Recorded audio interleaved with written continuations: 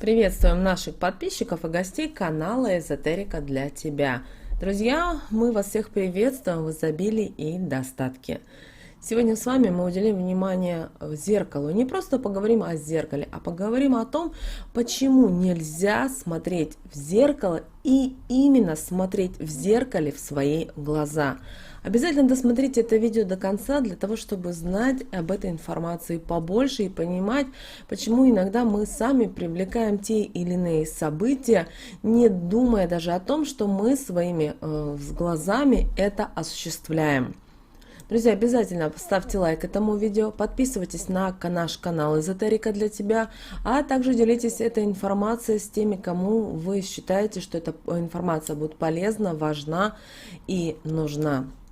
Знаете, в древности люди остерегались смотреться в зеркало подолгу. Особенно опасным считалось смотреть в свои глаза. Вы спросите, почему? Наши предки называли зеркала не иначе, как грань между нашим миром и миром потусторонним. И энергетика этих порталов настолько сильна, что не умея правильно ими пользоваться, можно впустить в свою жизнь проблемы, беды и несчастья.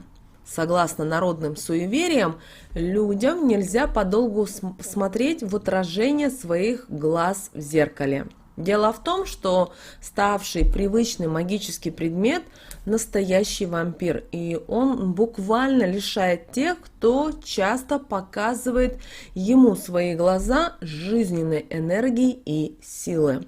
Если у вас личная жизнь не клеится, с родными сплошные ссоры, здоровье подводит, то, пожалуйста, уменьшите количество времени, проводимого каждый день у зеркала, а также старайтесь избегать встречаться взглядом со своим отражением.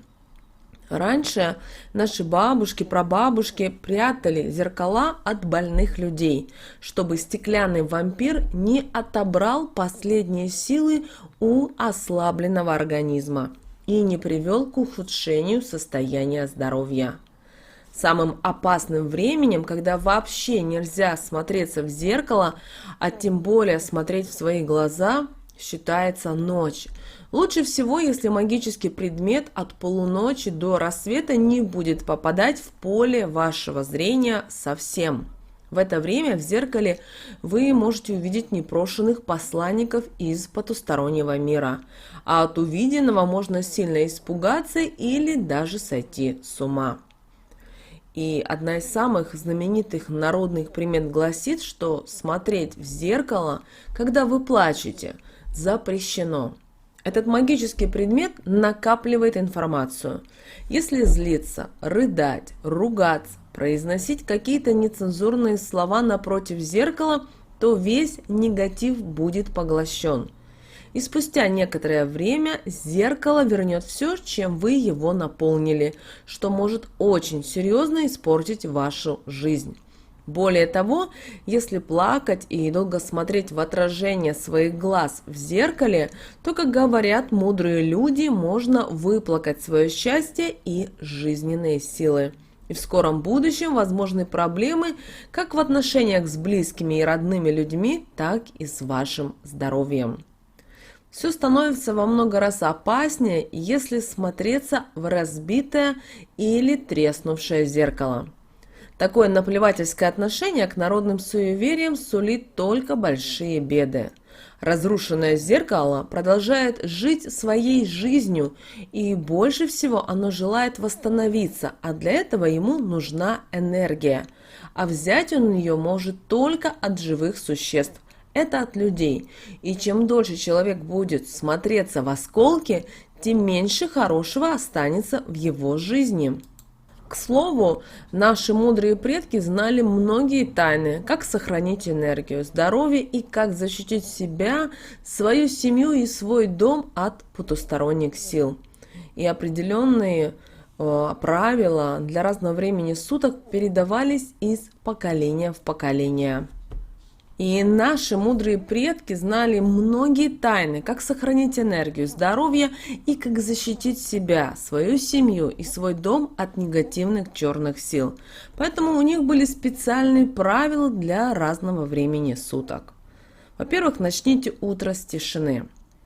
Опыт ночи вырастет в мудрость утра. Так гласит древняя мудрость. Поэтому старайтесь утром, когда вы проснулись, не вскакивать с постели. Сначала развернитесь на бок и плавно поднимитесь.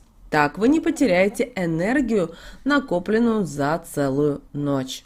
Также сразу после пробуждения не стоит ни с кем вести диалог. Молча поднимитесь, откройте окно, и пусть ваше помещение, комната наполнится свежим воздухом. Это пробудит не только ваш разум, но и дух. После этого уже мойтесь прохладной водой и занимайтесь теми делами, которыми вы обычно занимаетесь. В течение всего дня, чтобы сохранить силы для важных дел, которые планировали вы осуществить, не смотрите случайным прохожим в глаза и не оглядывайтесь назад. Если вас ждет сегодня собеседование, экзамен или какая-то любая другая ситуация, в которой вам необходимо концентрироваться, то положите в карман маленький остро заточенный карандаш. В поиске ответа на вопрос представьте и сконцентрируйтесь на острие карандаша. И ответ не заставит себя ждать. При условии, конечно, что вы готовились. Если вы ощущаете незащищенность, тревогу, дискомфорт, находясь в людном месте, возьмите небольшой лист бумаги, нарисуйте на нем круг и точку в центре круга. Теперь представьте, что вы это точка, а круг – ваша защита. Сохраните этот лист бумаги, положив его в карман, пока не покинете тревожное место. И, вернувшись домой с работы, обязательно мысленно поприветствуйте свой дом. Скажите, что вы рады вернуться и что вам в доме хорошо и комфортно. И тогда ваш вечер сложится благоприятно. После захода солнца не занимайтесь генеральной уборкой и не выносите мусор. Потратьте это время на расслабление и покой. Наши предки верили, что самыми сильными и затяжными бывают именно вечерние и ночные ссоры между домочадцами. Поэтому никаких придирок и нравоучений, только добрые слова с улыбкой на ваших устах. Также плохой приметой считается давать деньги в долг после наступления сумерек. Рискуйте навлечь на свой дом нужду. И сразу после ужина не поленитесь убрать со стола и вымыть всю посуду, особенно ножи.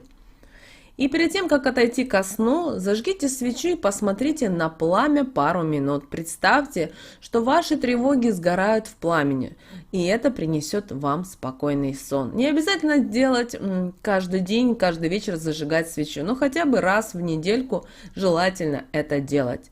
И наши предки верили, что с наступлением темноты зеркала превращаются в порталы, ведущие в потусторонний мир.